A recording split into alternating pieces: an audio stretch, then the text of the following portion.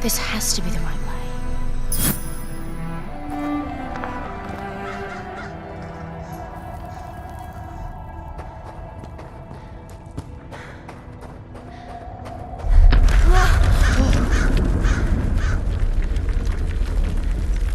Before we continue, let's stop a moment and take a look at some of the key features of this demo.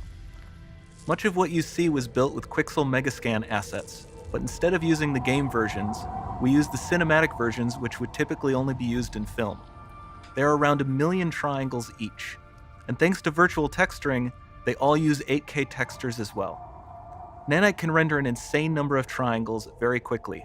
There are over 1 billion triangles of source geometry in each frame that Nanite crunches down losslessly to around 20 million drawn triangles. What does that many triangles look like? This isn't noise. These are the triangles, each a different color. Most are so small that they look like noise.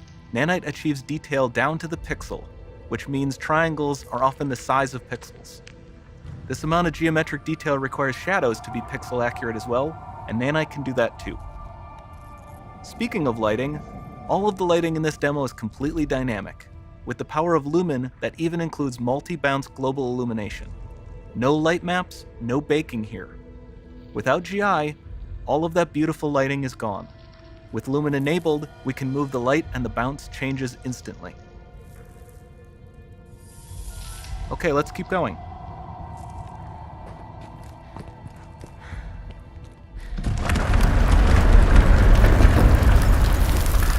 We've made some great additions to our audio system as well. Convolution reverb allows us to measure reverberation characteristics of real spaces, like actual caves that we sampled, and reproduce them in virtual spaces. Sound field rendering allows us to record and play back spatialized audio.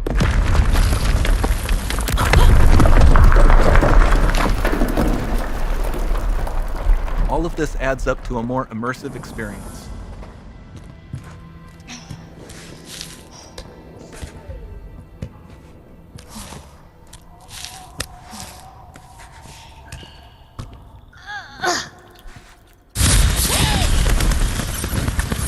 This swarm of bats was created with our Niagara effects system. Particles in Niagara can now talk to one another and understand their environment like never before.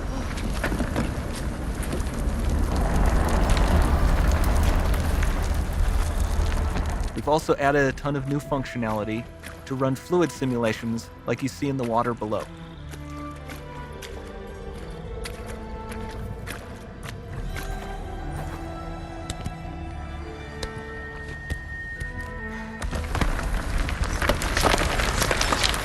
The demo runs on our chaos physics system. Here we are using it to accurately simulate the rigid bodies of the falling rocks and the cloth of her scarf.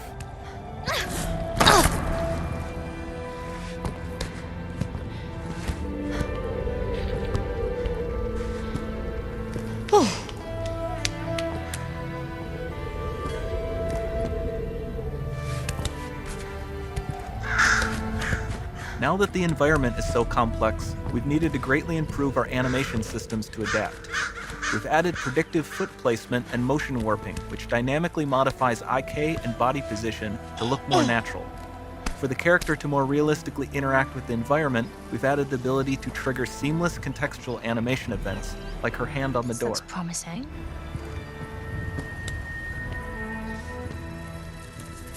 Dynamic GI is amazing, not just for speeding up iteration, but also for its impact on gameplay.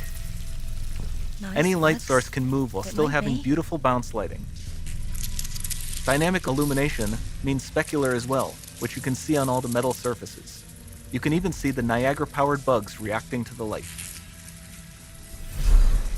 Lumen not only reacts to moving light sources, but also changes in geometry.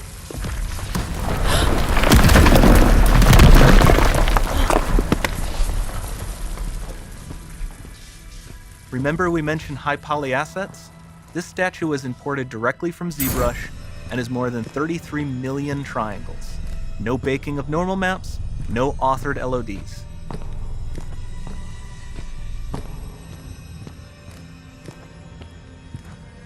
And we can do more than a single statue. There are nearly 500 of that exact statue at the same detail level placed in this room for a total of over 16 billion triangles from statues alone. Over this entire demo, there are hundreds of billions of triangles.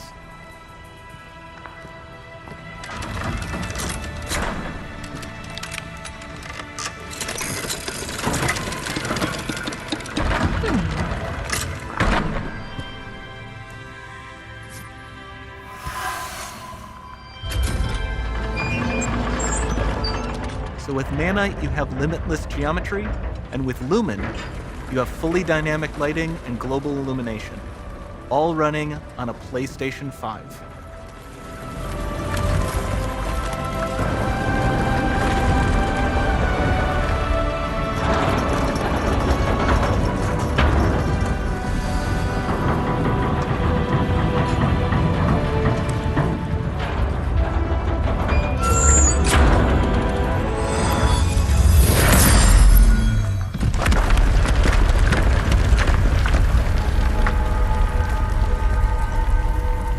There's not much time left. And this doesn't need to be constrained to small rooms. It can stretch all the way to the horizon.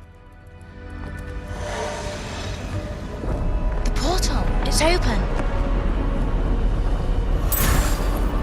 Don't fail me now.